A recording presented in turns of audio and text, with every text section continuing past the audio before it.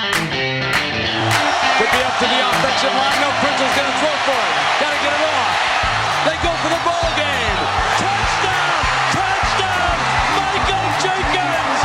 Holy Buckeye! Tebow straight ahead into the end zone, and the Gators have put this one on ice. Hello, and welcome to the Tim and Shipe Show. This is a college football podcast. Thank you so much for being a part of it today. Thank you so much for joining us. We're part of the Press Play Podcast Network, and Tim and I talk college football, and we just love talking to one another about college football. We've been friends since college, and we'd probably talk college football an hour every week, regardless of whether or not we did a podcast. So we just figured, hey, let's just find an excuse to talk college football. So that's what we're doing here. And years now, Tim, it's been 4 years. We're wrapping things up. We got this episode and then just one or two more left this season, Tim. So how you living? It's been a while. We've been on break for the last couple of weeks after the championship games. But how you living? Are you doing all right? Yeah, I mean, we've had so much going on. I mean, it's sad to see another season of college football end, heading into bowl season, and then after that we have off season. We have so much going on. Even with that, we have the final signing period. We have so many different things to talk about tonight that we have to catch up on, and then we have things to look forward to. But just in general, like, I hate seeing college football season end. But I'm really excited to see once again, like, if you had asked me at the beginning of football season what I expected to get to today, a lot of things have changed, and I want to be optimistic. I love college football, but I think you and I agree, like, there's a lot of pessimism happening in the room right now, and so we have some things we got to figure out, and college football has to figure out, more importantly. But I'm good, and I still love college football, and we'll see how it goes. Heck yeah.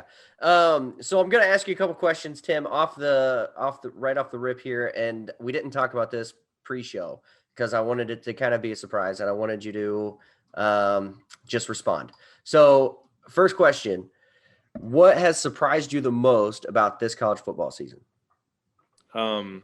Well, my little tiny bubble, it's obviously been Florida's lack of success. Yeah. I think I had a lot of high hopes for Florida this year. I know we lost a lot last year, Kyle Trask and Pitts, and we lost some things, some key pieces. But I also expected, especially coming into the Alabama game, and you and I were there, and how Florida was down early. They came back, almost pulled out the win at home in a huge game, incredible environment, and then Florida just fell apart.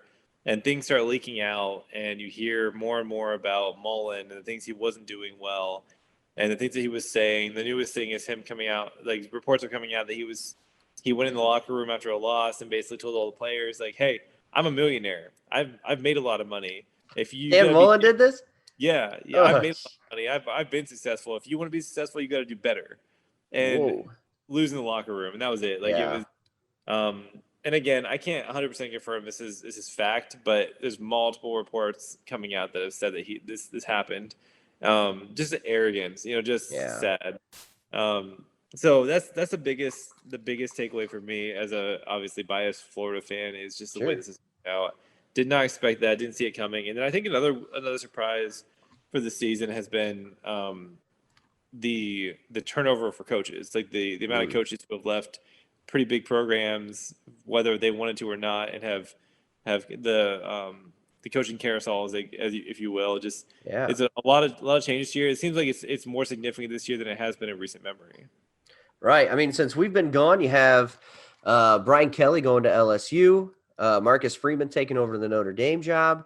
You have now the highest paid coach in college football, Lincoln Riley, going to USC. Brett Venables going to Oklahoma. Venables, Clemson. Yep. And then Clemson went to Virginia. And then who took over Oklahoma for Lincoln Riley? Brett Venables. Oh, yeah. Oh, was it Venables? Sorry, I thought he was somewhere else. Yeah, Venables taking over. Yeah, just a crazy, crazy coaching carousel happened while we were gone. And this doesn't even include now, this kind of walks us into the early signing period and the struggles with that, because Luke Fickell at Cincinnati, they're going to go to the Big 12, but would he have looked for greener pastures had he not been in the playoffs and the early signing period happened? Yeah. Yeah, that's been a big question. I think that the early signing period is probably going to go away after this year. I think it was an interesting attempt, but I think you had players who were committing to schools and the coaches aren't even there anymore after they commit. I mean, it's been kind of a wreck, a big mess, and I think that with the portal option mixed with the early signing period with the coaches moving around, it's been a mess, and I think that's going to be a change coming into next year, hopefully. Yeah, I think that's right, and I've heard rumors of that happening as well. That the early signing period is done. So, what player has been the biggest surprise for you, positive or negative? Is there a player that stands out? Transferring, not necessarily transferring, just like how they performed this season. I'll go with mine. I'll just tell you mine right away. DJ Uyunglele or whatever his name is, from Clemson. He was front runner, and in my opinion, he should have been benched. They beat Iowa State tonight by a touchdown, and they got lucky to do that. So DJ Uyunglele, biggest disappointment and biggest surprise for me at the end of this season. I think for mine, I don't think I know. You called this early in the year. I didn't see it. Spencer Rattler. Yeah. Lost his job pretty early on, and he transferred now to South Carolina. Just completely fell apart and I don't know if it was just too much pressure for him. Maybe he'll turn around and be a better player in South Carolina. I don't know. But the guy who took over for him was very much more successful. And he's Caleb Williamson, I think, or Caleb Williams. Yeah. So we'll see how he does tonight against Oregon. But yes, I think that's been, for me, that was the biggest surprise of the year. Yeah. That's the right answer. I think that's the right answer. Even though I did call it before the season even started that Spencer Rattler wasn't all he was hyped up to be. I just saw it when I saw him play last year. But yeah. And then on Florida's side, you had a quarterback who entered the transfer portal but still played in your bowl game. And what was his gosh, help me with the name. I can't think of it. Emory Jones. Yeah. What was that like? I'm surprised he played in the bowl game. That was a weird situation. I'm not sure what. I think he was trying to just build up his transfer stock. Yeah, I really do. And it backfired because he played terrible. Yeah. And unfortunately, Richardson had surgery, so he was out regardless.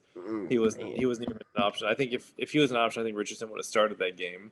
Yeah. Basically, keep in mind the incoming head coach Napier. He had nothing to do with it. He was watching. He was at the game. He was watching, but he was watching to evaluate. And he had asked the coaches. Knox was coaching, and they had asked him to kind of take over. Napier had asked him to specifically play as many players as possible in this game, so he could effectively evaluate the players who were on the roster. Now, Emory Jones, yes, he was trying to build his stock by playing this game. I think it backfired majorly, but they didn't have anybody else. Del Rio was a backup quarterback, but he's never played snap in college football at all. So they didn't really want to bring him in the game, and they didn't. And Jones played terrible, and I wasn't surprised at all they lost. And then to make things even worse, you hear rumors about how the players were out till all hours of the night during the week of practice, and specifically till like 6 a.m. the night before the game. Man, they pulled the varsity blues, did they? They really did. But that just goes back to the lack of discipline. Yeah. And there were former Gator players who posted things on social media and basically said, like this, like I didn't want to say anything during the game, but this goes to show the lack of discipline. This team needs a full turnaround. Like all these players care more about Instagram than they do about winning. Yeah. And just calling people out left and right. Jonathan Grenard was a big one. If you remember him, he was a transfer from Louisville. Great player last year for Florida. And it just calling him out. Like, these guys are soft. And just all the way around, like, I think that some good changes have been made so far. I think we've seen positive changes even in the recruiting process. So I'm excited for the future of Florida. If you remember, like, I wasn't the biggest Dan Mullen fan when we hired him. I wasn't against him. I thought it was a safe pick. Yeah. Because of his experience, and he had been at Florida before, and so he was safe. But he was never like the most exciting option for me. Now, granted, the other options weren't my favorite either. I mean, my favorite options have not Scott Frost has not, Right. been a great result. But in general, I think that Napier, the more I look and research and hear from him, the more excited I get because he's a smart man who knows what he's doing, and he's the team he's put around him. He got more money for recruiting. He has more money for his staff, more so about his staff than for himself. Yeah. I think that's a lot about who he is and his game plan, his process, and they have been recruiting like crazy. And he's flipped some players who people weren't expecting him to get, and I'm very excited for the future. Yeah, I guess if I'm Napier and I'm watching that bowl game, evaluating players, I'm leaving that bowl game and checking and seeing who's in the transfer portal, and One, saying, yeah, let's build this thing away from who these players are, because they whoever you got right now just ain't it, man. It ain't it. well, they immediately brought in Miller from Ohio State, the backup quarterback. That's right, Um, Jack Miller. Yep. So to compete with Richardson and Del Rio and Kitna, the quarterbacks they have right now and some of these guys are going to transfer. We know that already. Like there's Right. 4 guys competing for one spot. So after this season, some of those guys are going to be gone. But it's a wide open competition. Napier is saying every position is wide open. No one's job is safe.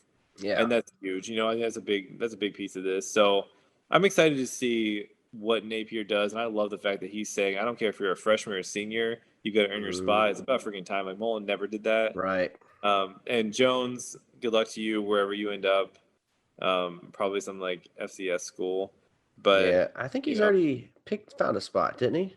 I thought he already found a home. I heard some rumblings, but I don't think it was ever like confirmed. As far as Really? I called that one as well. I just want to say last season, I think. You just said you didn't think he would be very good. Yeah. So I agree with that. You definitely were saying how you didn't think it was going to work out well. So yeah, it was not a good result. We ended up losing to UCF for the first time ever. And that's like their Super Bowl. Like they've never been happier to win a game ever. They think it's like they own the state of Florida because 7-6 team. Like they're the best team in Florida. they're not though. Who's better? Well, I mean, this season they might have. Yeah, this season they're the best team in Florida, man. They own the state of Florida in college football. They can be bragging about winning this game because we all know it's embarrassing. Like this is their Super Bowl, whereas Florida's like embarrassed to even be there. Yeah. That's the difference in these programs. Yeah, I mean that's Ohio State and Michigan. I feel like that was their Super Bowl, and they had it, and they can enjoy this season. But give this defense one more year. Jim Knowles, we stole him for a pretty penny from Oklahoma State to revamp the defense. Ohio State's going to be a different team next year, and I'm pretty excited to see what Ryan Day has in store. But so let's talk bowl games. We have transfers. Quinn Ewers. I want to talk to you for a minute about Quinn Ewers and the transfer portal. The dude made $1 million. Got $1 million in NIL money. Yep. Was here for 4 months and then left for Texas and took Wells, one of our defensive backs, with him, who also transferred to Texas. What are your thoughts on that, Tim? 4 months at a program, got his NIL money and bailed. Now, I don't blame him for getting his NIL money. That's, you got businessmen, grown men making these deals with teenagers. This is if I'm Quinn Ewers, I'm taking the $1 million too. Like, there's no doubt about it. But 4 months and then you're gone. That I have a problem with that. That doesn't sit right. Yeah, those are 2 different conversations. I agree. Right. Like, the NIL thing, I have no problem with that. That was the big thing for me. Is like, make your money. Like, it's fine.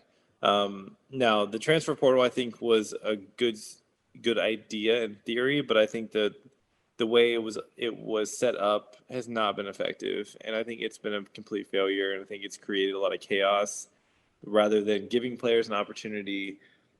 Here's what and you and I haven't had this conversation. Here's what I would recommend to fix the transfer portal. What I would say is, when you commit to a school, you have to, just like how you have to wait 3 years before you can go pro, I think you wait 2 years before you can hit the transfer portal. So if you say for you're a freshman, you got to sit out a second. You got to wait a second year at that school or sit out a year before you can transfer. The reason I say that is because right now I think we have people just like jumping ship so quickly. They're at a place for a year like that, or one season, and then they're gone. I think that would make people think twice before they commit to a school, and they might make these considerations like, oh, what if I don't win the starting job? Like, well, you better think real hard before you go to that school then, because it's better for me. It's a better option than just saying I'm gonna jump ship after one season and go somewhere else and take my chance there. Then you still have your graduate transfer option even after that if you want to. So that would be my compromise. Is like say, well, you have to wait 2 seasons before you're allowed to hit the transfer portal. I like that. I think I have a couple things because it's Wild West and I hate it. I hate the transfer portal the way it is right now. I'll be upfront about that. I'm all for player freedom. That's the thing though. I want players to be able to make choices and to be able to but the way it's working right now just doesn't sit right with me. And it might be because I'm old school, but I don't know how. So here's a couple ways. One, the schools just play the players and they sign a contract to say, you'll be with me for 2 years. You'll get X amount of dollars. If you're not here for two or more years, then you have to pay it back. I mean, that gives freedom, that gives choice, that gives options. The second thing is if the schools don't want to pay the players, then it's on the businessmen who are paying the players to say you have to get X amount of starts for you to receive this NIL money. Like it's here, it's in a separate account for you. It's sitting, it's waiting. But if you don't start X amount of games, it's not yours. Or if you're not here for all 4 years, it's not yours. Like put it up to the businessmen who are handing out the money to say, this is yours, but this is what I need to see for a return on my investment. So those are the options. Those are the things that I've come up with. I like your idea. It does limit the player choice though. You know, it's locking them in similar to how it was before where you have to sit out a year. Yeah, I think your idea is an interesting one of saying, here's the restrictions to get this money. The problem is, I think you have schools like Alabama who they're not restrictions, who are just going to assume you're going to want to stay, even more than stay at the top schools versus more diverse opportunities. And I think that's going to hurt college football even more and create more us versus them situation. And so that's the downside, I think, to your it needs to be a universal thing. Gosh darn it. It needs to be where the NCAA or some, or the Big Ten or the SEC, like everyone needs to be on the same page with this. This is just nuts. Yeah. I hate it. That's why I don't love those. Like, I don't want the NCAA to touch anything else. They've created enough chaos with the things that they've changed and waiting too long to even touch it. And the fact that they're not even paying anybody. They got up. Somehow the NCAA got away with all of this and they're still not actually paying anything. Right. It's allowing third-party people to pay this money. That's why I'm saying I think that for the bowl games, for example, the NCAA should have to pay the players to be in these games so they don't opt out. And we haven't really even full on touched that yet. But I think that's a big piece of this conversation too, is the NCAA is getting away with not having to deal with any of this and just allowing these third-party people to be involved, which is, again, it's creating a more of an NFL approach and creating a system where we have these is more important. The name on the back is more important than the team. And that's a problem. Right. Yeah. I'm having a hard, I love college football, but if it keeps going on this path, I'm going to have a hard time doing this podcast for sure, but I'm going to have a hard time just being a fan of it in general, because I like the idea Ohio State is my team. And I want the players who commit to my team to be just as invested as I am, if not more. Obviously I want them to be more invested. They're putting their bodies on the line, everything, their futures. And I want them to love Ohio State like I love Ohio State. And if you're just here for 4 months and then you bail, a lot of me wants you to fail. Like, I know you're 18, you say you're homesick. I mean, I left home when I was 18. I didn't get homesick for a day. So I call baloney on this. I think he just wanted his money, or whatever. But he bails after 4 months. Like, just players who do that in general. Like, I have a really hard time with it. Like, I want you to be committed to Ohio State. When you make that commitment, I want you to be committed. And it might be an Ohio State thing. I mean, I don't want you to have to play for a coach that you hate. They make you all the promises in the world and then they don't deliver. Players should be able to leave. Yeah. but there has to be something better than what there is now. That's really frustrating to me. Yeah. Well, and I told you, I've been to 2 Florida games this year. Mhm. I have been to, in general, different universities, Ohio State, Clemson, Florida, really fun atmospheres to be at in college football. And I've also been to several different NFL games, the Jaguars, the Dolphins, the Colts. I went to a Carolina Panthers game this past weekend, and it doesn't feel the same as college football. You and I love college football. We love college Mhm. football because of the atmosphere, because of the passion, the fans, the players. Like, it just feels more. There's a more wholesomeness to it. Yeah. And that's fading. I think that's what you're describing, is how it's fading into something else, and Mhm. it doesn't have the same meaning anymore. And the team has always been more important than the player, and that's changing, and that's a problem. Right. Um, and maybe I feel like we sound like get off my lawn, grandpas, but I like, know, gosh darn it. I never wanted to be that. When I was when you're in high school, like, I'm never going to be that old guy who is grumpy and complaining about everything. But darn it, I'm 30 now, and there are things in this world that's bothering me. They're yeah, changing that I don't like. and these are major changes that have never. I mean, I can't say for sure, but as far as I know, there have never been any incredibly huge changes to a sport the way that college football has changed in the last 2 years. Yeah. And the playoff is in the process of changing as well. But that is what it is. Like, that's not even the same conversation, same level. But this transfer portal and the name, image, likeness thing has been absolutely detrimental to college football, and it's got to be Killing fixed. it. I mean, it's not easy to be a college football coach right now. They're compensated well, so they can't really complain, and they shouldn't complain, but it is not an easy job right now to try. You have to recruit these players every year. Yeah, And there are players who just aren't good enough to start. And when you're Ohio State and all you bring in is 4 and 5-star guys, if you bring in 3 4-star quarterbacks 3 years in a row, 3 5-star quarterbacks, then you almost can guarantee two of those 4 are going to transfer. Maybe even 3 of those 4 are going to transfer if they're not starting. And Yeah. so then you're forced to hit the transfer portal. It's going to work itself out. Ohio State will never be shy of competition and all that, but golly, I don't know. I want there to be a passion for it, but for these players and there just doesn't seem to be. Ohio State needs to get it back. Florida needs to get it back. Whatever it is, they're losing it. This sense of camaraderie that comes with it. I don't know. Yeah. I don't know. But I'm a downer. We'll fix it. We'll get there. Yeah, it'll take time, and hopefully, right now, setting the stage for the perfect college football picture when my sons are watching on TV with me someday, and we can all enjoy it together. All right. Opting out. Tim, any Florida players opt out of your bowl game against UCF? I mean, they were all hungover, but did any of them technically opt out? We had a few, and most of them on the defensive side of the ball. Some guys who were going pro who basically were like, "Yeah, I'm out." Yeah. Not anything compared to what Ohio State is dealing with for their bowl game. Yeah. And part of that is because Florida, a lot of their key players are pretty young, so they're trying to get more experience. They're not pro ready yet. It's back. I mean, even Shorter, the guy, I don't know if you watched the game, but Shorter got rocked and ended up getting carted off the field, went to the hospital. Ouch. Thankfully, he's fine. He's already said he's coming back next year, and that's a big deal. But no, not too many players opted out.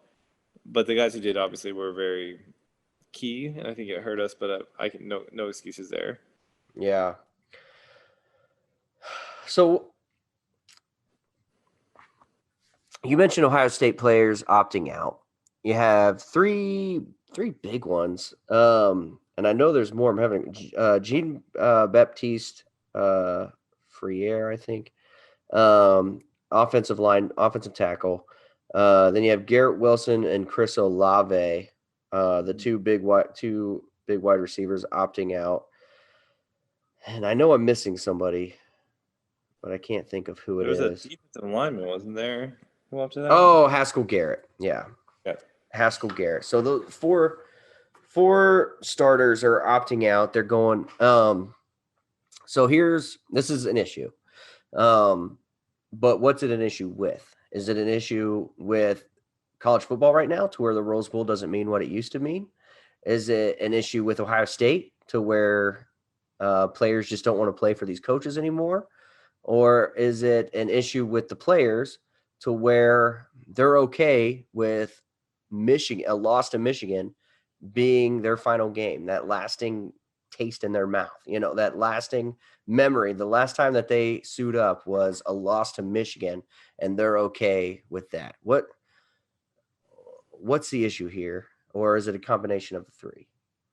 So my theory is it has at least as much to do with the timeline. If we didn't have a 5-week break between the conference championships and these major bowl games, would that change people's opinions? I think it would. I think if you told these players you'll have a week off and then you will play in these bowl games, I think we would have a lot more of a commitment to play versus these guys are trying to get ready for a draft.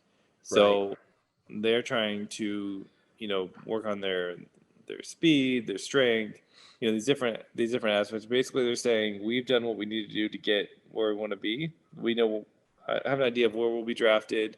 We're comfortable with that. We don't want to risk injury here. But if you're saying we're going to play right away, I think a lot of these players won't have some time to think about it, and they'll be committed to playing versus sitting around for 4 weeks up until that point. That's my theory, is that I think that would make a big difference. Yeah, I can see that. Because it's almost like when you put in a notice at your job, say you put in like a 4 weeks notice or something at your job, you're not going to put in the same. You're going to get kind of the feeling of like, oh, this is what it's like to not have the stresses of this job. This is, and you get kind of used to that and you're ready to leave by the time that 4th week hits. You kind of put it in cruise control. And so these players have kind of had that feeling of, wow, I have freedom right now. 4 weeks of nothing to do. I get that. I can understand that. So I like that. Do you think there's a coaching issue right now at Ohio State? Do you think Ryan Day's losing them? I honestly don't know. I don't know either. I'm worried. I told it's a you real fear of mine. It was a big pivotal moment for him and his staff. I've seen a couple articles that were criticizing his choices for different positions, basically saying he basically inherited Urban Meyer's staff, and the changes that he's made have not been effective. Have you seen or heard anything about that? Yes, but I don't really like that because I think that when Urban Meyer left, he brought in who was the defensive coordinator before he brought in Combs, who was awesome. Darn it. I'm sure if there's somebody listening, they're going to know right now. I can't think of it. But he brought in, his initial hires were great. And Washington seemed really good, but he's not. Al Washington, the linebackers coach, he brought him in from Michigan, and he seemed really good. But this last year, our linebackers were garbage, and I think it's just more scheme.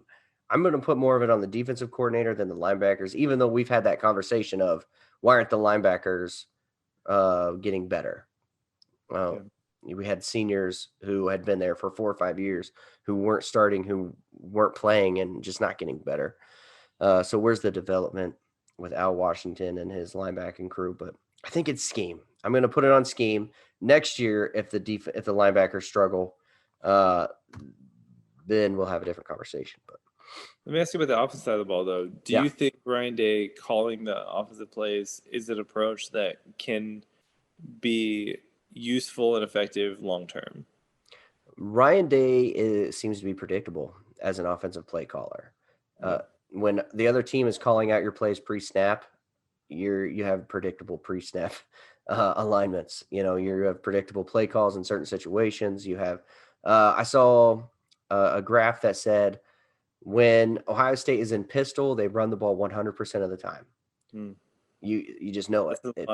If Ohio State lines up in pistol, they're going to run the ball pre-snap. That's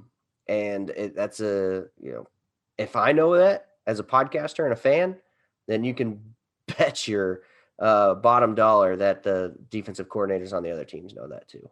Yeah. Yeah, that's not a good time. Yeah. Yeah.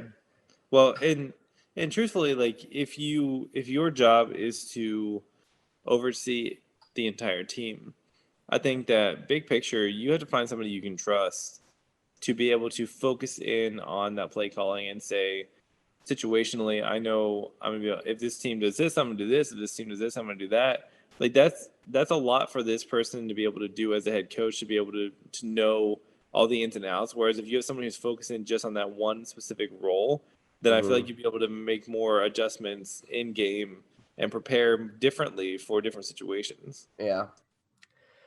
Yeah, I don't think he trusts his offensive coordinator. But I mean, we had 3 wide receivers that basically hit Chris Olave. So it really bothers me that Chris Olave is not playing in this game. He's 60 yards short of a 1,000-yard season, and he's like 123 yards short of most receiving yards in Ohio State history. Like 100 yards. If he has a 100-yard game, basically, in the bowl game, he breaks all the records. And he's got to know that. So why is he opting out? Like, just play. He was practicing with the team, and Ryan Day said that he wasn't going to play. Like, just play, man. Catch 3 passes, 2 bombs, 2 down the field bombs, and get the records. You're so close. Just do it. Get your 1,000 yards. And if he got 1,000 yards, we'd have 3 1,000-yard receivers this year. So it's hard to put any type of blame on an offensive play caller, offensive coordinator. If anything, you can put it on the running game. But we didn't. I mean, Travion Henderson had a great season. I don't know.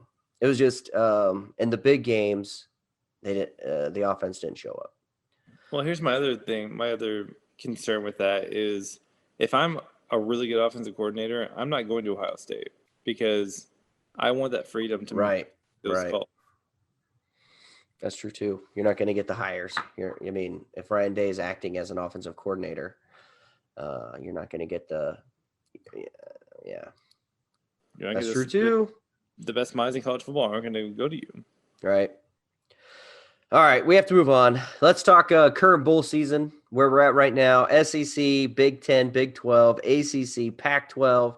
Right now, Oregon is playing – who are they up against right now? Oklahoma. And the Clemson game just ended when we're recording this. So as it sits right now, the SEC, Tim, 0-4. The big bad SEC has had a terrible start. The Big 10 is 2-0. Big 12 is 1-2. ACC 1-2, and Pac-12 0-1. Tim, why are you just proving me right and showing me how bad the SEC is this year? What's going on? No, I'm not proving you anything. First of all, not making excuses. Let's look at the teams that have played though. These are the worst of the SEC so far. And they're matching up against the best of other conferences, which is fine. I have no problem with that. The best? Houston is the best in their conference. What are they, in the AAC? I'm just making a point of, like, it's fine. No, I'm not making excuses. Like, the SEC has not played well. But, like, Florida, 7-6 team, lost to UCF because they partied all week. That's fine. Like, I don't, that's fine. Like, it's fine. Auburn has not been good. Mississippi State has not played well. Missouri, I don't even know how Missouri got into a bowl game, let's be honest. Like, that's pretty embarrassing. So those are the 4 teams. Like, I'm not concerned about the conference as a whole. I think that you're seeing, like, the worst of the worst at this point, and we'll see what happens moving forward. Sure. Wait for Alabama and Georgia to both lose in the college football playoffs, and then we'll see what happens. Sure. Will the tide change if Georgia and Alabama both lose? Could we finally get away from this SEC quote-unquote dominance? Unfortunately, no, because we still have the recruiting classes coming in for both of those schools again. Yeah, but we're seeing – I think we're going to see a change in mindset after this season to where it'll be similar to what happened in 2006 when Florida smoked Ohio State. Because everyone was looking at the Big Ten. People have said that Ohio State and Michigan should just play again for the national championship that year. Do you remember when Ohio State was 1, Michigan was 2 in 2006? Yep. And Ohio State won, and everyone in Ohio was saying we should just have Ohio State, Michigan playing the national championship again because they're clearly the 2 best teams. And then Florida wiped the floor with Ohio State, completely blew them out. I'm sure you remember. I do. Well, And then it was like the tide changed at that point, where where everyone was like, "Wait a second, the SEC is really good," and I think that's where the tide changed. And my hope is, and I wish it was Ohio State, not Michigan, but that is what happens this year, where Michigan is just going to wipe them. I think they're going to smoke Georgia. I don't think Georgia's good. I think they're fine, but I think 17-point win for Michigan is what I'm saying for Michigan, Georgia. And Cincinnati will probably lose to Alabama. But yeah, that's what I'm seeing. that may be, but I think that's a one-off Notre Dame getting in the playoff kind of situation. Like, I don't think that's going to create a change in the system. And I guess the way I look at it is the same way I look at the census. So if you look at over the past 4 years, what has happened is the population is moving south. Ohio State has lost numbers population-wise. Ohio has less people in the state than they did 4 years ago. Illinois has significantly lost. New York has significantly lost. California has significantly lost. People are moving south. North Carolina is growing. South Carolina is growing. Florida is exploding. Texas is exploding. These states already have, I think, Florida, Texas. I know Ohio State's in there still somewhere with the top high school recruits. That's going to continue with the South continuing to grow the better recruits. And in general, the college football is, in my opinion, going to continue to be dominated by the South. I hope you're wrong, because I think right now the college football is dominated by the South because of perception. And so that's why players are going there. That's why By perception and reality, like perception. results. But you wouldn't get those results if they weren't ranking teams like Kentucky too high, if they weren't ranking teams like Ole Miss too high throughout the season, Mississippi State, who just got smoked. Like, they put them in the top 25 for what reason? There is none. And that's why you get those boosted teams like Alabama, like where Georgia, by the end of the season, these teams haven't really beat anybody, but they look good throughout the season because of these paper rankings. But anyway, we've talked about that. I think throughout the season, we have beat that dead horse to death once again. So Tim, any final thoughts about the last few weeks and bowl season before we get into our overreaction and our picks? No, I mean, I feel like we've covered it pretty thoroughly. All right, so my overreaction, I only have one. I hate college football right now. And I don't know if I hate college football, but I hate the way things are going right now. And I have mentioned this earlier, but transfer portal, NIL, these things are wrecking it for me. Yep. My reaction is I think we already accidentally covered this a little bit, but my thing is, I think we need to reformat and go more NFL model where we have a small break in between the playoff, or getting into the playoff, I guess, after the conference championship. And I think the best way to format that is to have this 12-team playoff. Yeah, 12. I'm on board with 12. I hate 8, love 12. Hate 8, still hate 8, love 12. I think that's the best format to do it, because that way you have a week off, and then you go from whether or not you even have the conference championships anymore is an issue. The conference we can have later, but from the end of the season, you have a week off, and you boom straight into the playoff. Skip these 5 weeks off. I think it's crazy. I think that actually is going to creates more injuries than having a shorter time off. I think more NFL type model where you have the playoffs are pretty immediate afterwards, and you just go through it. Yep, I like that. All right, recap, Tim. Who won the picks this year? What happened in our last week? Break it down for us. All right, so basically what it comes down to is college football let me down this year. And you were up 2 going into the very last week. And that's unfortunate. And what I needed to happen was some things to turn around for me. So you were up 2. You were very upset with me because I flipped and picked Utah over Oregon. To beat Utah to beat Oregon. Utah was -3, and I switched last second. And you were not happy about it. Mm-hmm. But I was like, I felt like it gave me an opportunity to get back into this, and I felt pretty confident about it. And Utah ended up crushing Oregon again. Smoked them. Gosh darn it. And then we both picked Oklahoma State to beat Baylor. Mm-hmm. You remember how that turned out for us? Trying to think. Not good, if I remember right. I don't remember. I think Baylor won that game. Yeah, I think so too. Which is not good for us. And then we both picked Georgia to beat Alabama, which hindsight, I should have known better. That did not go well for us.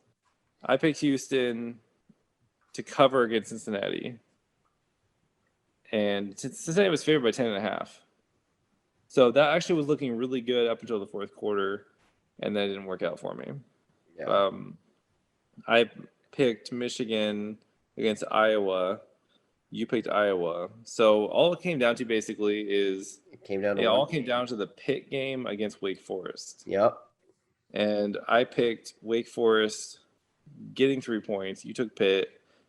And that, again, was a very close game until the fourth quarter. Yeah. So I was feeling real good about it. And then Pitt pulled away in the fourth quarter and gave you the overall victory. Yes, it did. So I get a jersey. Boom. Jersey is ordered, is in the mail. It said it may anytime between January 1st and December 31st. I don't know. One of those things like, sorry, lost in the mail, might never get here. Travion Henderson, right? That's the one you got for me? Yeah. Yes. The blood red jersey. Number 32, and it's scarlet, Tim. It's scarlet. Blood red. And Baylor beat Oklahoma State 21-16. Sorry, I was just looking that up. Yeah. Oh, yeah, we both failed. Yeah, so it came down to one game, and it was the most competitive we've had yet. It was. That was fun. Only fun because I won. If you would have ended up pulling this out with that last-minute switch-up, I would have been so frustrated. I would have given it to you, but I would have been really upset about it. But it doesn't matter because I won. I got my jersey. And then next year, when I win again, you have to buy me tickets to a game. Is that right? If you were fortunate enough to win 2 years in a row. Yeah. And then if I win 3 years in a row, you have to come up to Ohio and buy me tickets to a game. You're getting way ahead of yourself now. All right. So, Tim, final thoughts on our recap episode, getting ready. Who wins the national championship? Call it right now. I can't bet against Alabama at this point. It's an easy answer, but I don't know what else to say. Like, I don't want to cheer for them, but I also don't know how to cheer. I don't know how to bet against them. Yeah, I want everyone to tie because I kind of think Michigan's going to end up winning it all in a season where anybody could win it all. And I think it might be Michigan, and I don't want that. I don't want Alabama. I don't want Georgia. I'm really rooting for Cincinnati. I really, really need Cincinnati to win this thing. Otherwise, I'm going to be crying myself to sleep at night. Not really, but so, yeah, I think it's going to be Michigan, but I'm rooting for Cincinnati. Fair enough. All right. That's it. That's all we got for you, folks. Hope you enjoyed it. Hope you were hung out the whole time with us. If you did, give us a like, follow, comment, Instagram, Twitter, Facebook. We're on them all. We'll see you. And so check us out. And then if you really, really enjoyed the show, why don't you give us a comment and a rating on iTunes or Spotify, wherever you get your podcast from. We would really appreciate that. So thank you all so much for being here. And Tim, we'll catch you next time. Gators.